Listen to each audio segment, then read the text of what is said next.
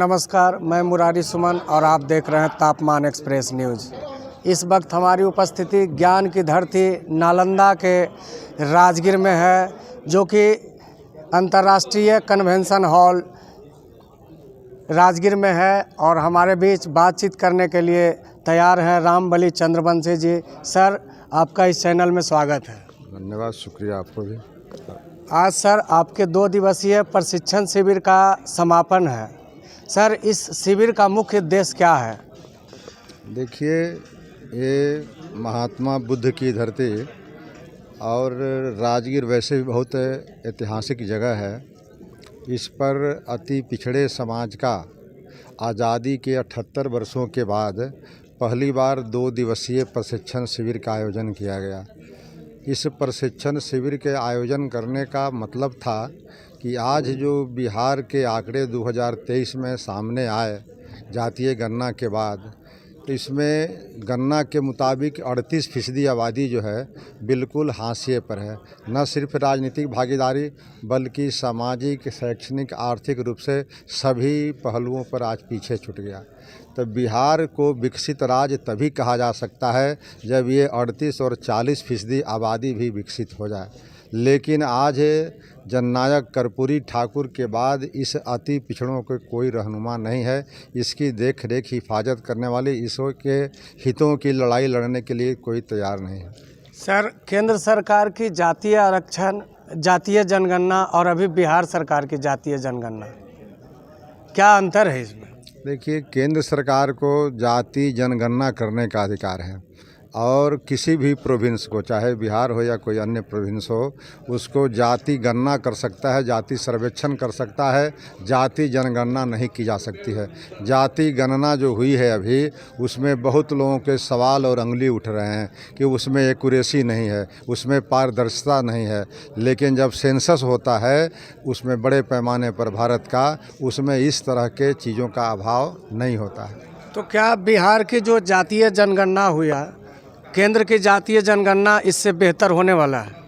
मैंने पहले ही कहा ना कि बिहार ने तो जातीय गणना कराई 90 वर्षों के बाद, यानी 1931 में जो जाति जनगणना होता था उसके बाद एक कोई आंकड़ा नहीं था। तब पहली बार बिहार के जाने या अनजाने में नीतीश जी ने गणना जाति कराई। उस गणना में जो सामने निकल कर के आया कि 38% आबादी आज बिल्कुल हाशिए पर है। तो जिन लोगों ने सत्ता में राज कर रहे हैं 20 वर्षों से या 15 वर्षों से, उनकी भी जिम्मेवारी बनती है कि इतनी बड़ी आबादी आज हाशिए पर क्यों है। इसी हाशिए पर रहे आबादी को मुख्य धारा में लाने के लिए हम लोग ये प्रशिक्षण शिविर कर रहे हैं कि 40% का ये वोटर जो है आज कटोरा लेके भीख मांग रहा है, इसलिए कि हम जाति खंडों में बटे हुए हैं। इसलिए जाति से जमात की ओर चल करके आज जो लोगों ने संकल्प लिया है कि हम जाति नहीं जमात चाहिए, और जमात क्या है, जननायक कर्पूरी ठाकुर के बताया हुआ मार्ग है। तो आज जो लोग प्रतिनिधि बिहार के 38 जिलों से आए हुए थे, वे कर्पूरी के कैडर बनने के लिए आए थे और कर्पूरी ठाकुर के जो बताए रास्ते हैं उस पे चल करके अति पिछड़ों की सत्ता में भागीदारी नहीं, सत्ता प्राप्ति के लिए संघर्ष का, यानी युद्ध का हम लोगों ने बुद्ध की धरती से युद्ध का आज से शंखनाद किया है। यही हमारा आज का पैगाम है।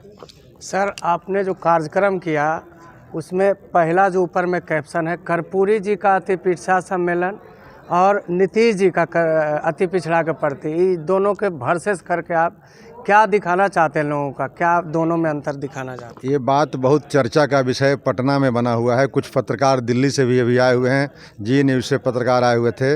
उन लोगों ने भी पूछा कि कर्पूरी के अति पिछड़े और नीतीश के अति पिछड़े का अभिप्राय क्या है। मैंने कहा, आप सीधे समझ सकते हैं, कर्पूरी के अति पिछड़े मतलब 111 जातियों के अति पिछड़े।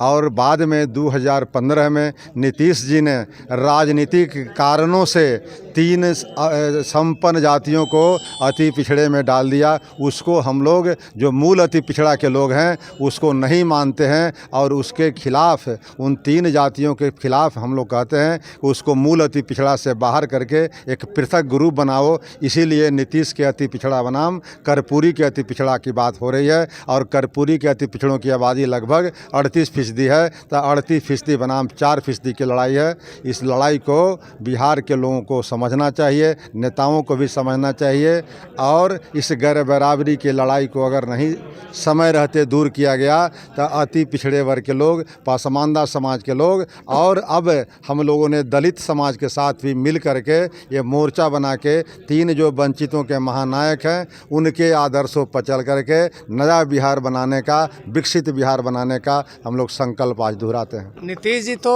हर जगह पे कहते रहते हैं कि कर्पूरी ठाकुर के हम प्रेरक हैं, उनके प्रेरणा स्रोत हैं और उनके नक्शे कदम पर चलकर बिहार के पिछड़ा या अति पिछड़ा को हमने बहुत तरह से फ़ायदा देने का काम किया है। यहाँ तक कहते हैं कि कर्पूरी ठाकुर को ये भारत रत्न दिलाने का योगदान खुद नीतीश कुमार जी का है। क्या कहेंगे सर? देखिए, मुझे आश्चर्य होता है कि जननायक कर्पूरी ठाकुर के तथाकथित चेलों ने ही जननायक कर्पूरी ठाकुर के सपना को चकनाचूर किया।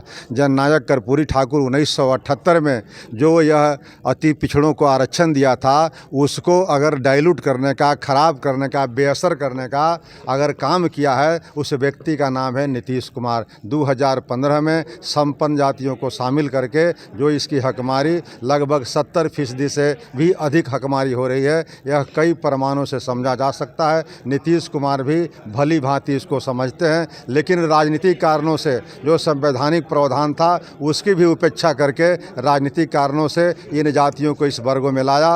यह कहीं न कहीं कर्पूरी ठाकुर की अगर आत्मा होगी तो करा रही होगी और उनको ये कल्पना भी नहीं होगा कि हमारे चेलों ने हमारे इन आदर्शों के साथ इस तरह के खिलवाड़ करेंगे। सर, पहलगांव में जो 26 लोगों का निर्मम हत्या हुआ, हमारे सैलानियों के जिस तरह से मौत के घाट उतार दिया गया, आतंकवादियों के लिए और आतंकी संगठनों के लिए या इस देश की जनता के लिए या फिर इस देश के केंद्र की सरकार के बारे में आप क्या कहेंगे? संक्षेप में बताएंगे सर। देखिए, कश्मीर का जो पहलगाम है वह टूरिस्ट प्लेस है। उसको स्विट्ज़रलैंड, मिनी स्विट्ज़रलैंड कहा जाता था कश्मीर में। जी जी। वहाँ पर जो मरे गए वो बिल्कुल बेचारे निर्दोष थे।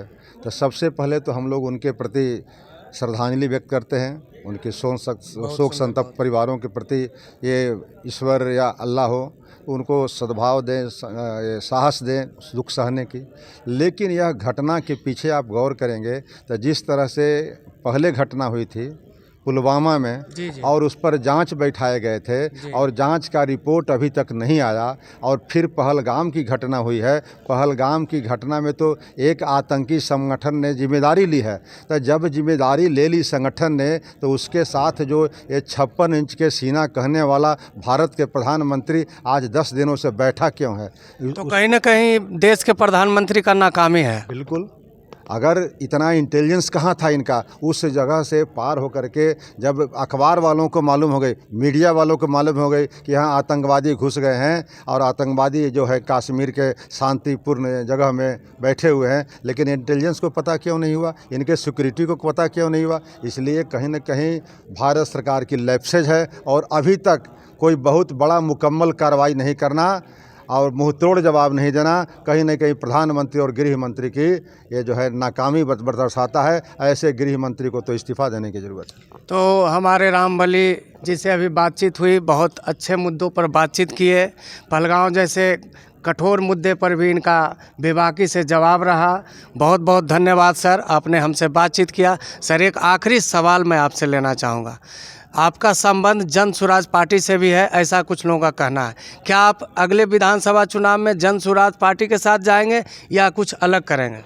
देखिए, यह जो संगठन है बिहार ये अति पिछड़ा आरक्षण बचाओ संघर्ष मोर्चा बिल्कुल सामाजिक संगठन है। इसमें जितने भी हमारे प्रबुद्ध साथी आए हुए हैं अति पिछड़ा वर्ग के, वो कोई न कोई दल से ताल्लुक़ रखते हैं या निर्दलीय भी हैं। लेकिन दल की बात इस मंच से नहीं करनी है, चाहे वह कोई भी दल हो, जन सुराज हो या कम्युनिस्ट पार्टी हो, कांग्रेस पार्टी हो। यह अति पिछड़ों के हित में जो बातें होगी उसी पर हम लोग को अमल करना है। और आगे चल कर के अगर संघर्ष मोर्चा फिर अगर पार्टी बनाने की बात करेगी कि हमारे मुद्दे पर कोई दल आज खरा नहीं उतर रहा है, तो फिर हम लोग दल की बात करेंगे। अभी किसी दलों के बारे में न हम आलोचना कर रहे हैं और न हम उनकी तारीफ़ कर रहे हैं, न उनके साथ वोट की बात हम कर रहे हैं। हम बिल्कुल निर्दलीय हैं इस पॉइंट पर। यह सामाजिक संगठन है, सामाजिक संगठन का स्वरूप सामाजिक रहने देना चाहते हैं। अपनी हक और हकूक़ के लिए अति पिछड़ा आरक्षण बचाओ संघर्ष मोर्चा आज लड़ने के लिए तैयार हुआ है, कल भी लड़ते रहेगा। इसमें जो दल आड़े आए जाएंगे उस दल का प्रतिकार किया जाएगा। बहुत अच्छा सर। जनप्रतिनिधि के तौर पर भी क्या आपकी भागीदारी होगी? देखिए, जनप्रतिनिधि तो हम थे, राजद के तरफ से बिहार विधान परिषद के सदस्य थे, लेकिन राजद के सबसे बड़े कदावर नेता तेजस्वी प्रसाद यादव जी ने दर्जनों बार हमें फ़ोन करके कहा कि यह आंदोलन को आप रोक दीजिए, नहीं तो बिहार विधान परिषद की सदस्यता से आपको मुअत्तल कर दिया जाएगा, ख़त्म कर दिया जाएगा। मैंने कहा कि यह लड़ाई मेरी अंतिम लड़ाई है, मैं चाहे जो करना है आप कर लीजिए, लेकिन मैं ये आंदोलन को बंद नहीं कर सकता हूं। और उसी का परिणाम हुआ कि मैंने सदस्यता गंवा दी है, लेकिन आंदोलन बंद नहीं रखा है। आंदोलन जैसे था वैसे है अभी और आगे भी चलता रहेगा। बहुत बहुत शुक्रिया सर, जिस तरह से आपने हमसे बेबाकी से बात किया, दलगत राजनीति से हटकर आप अपने जो अति पिछड़ा वर्ग के इस संगठन को, इस मुहिम को लेकर चलने के लिए तैयार हैं, तैनात हैं, उसके लिए आपको बहुत बहुत धन्यवाद। आप हमारे चैनल में समय दिए, इसके लिए भी आपको शुक्रिया। हमारे वीडियो जर्नलिस्ट शुभम कुमार के साथ मैं मुरारी सुमन, राजगीर नालंदा।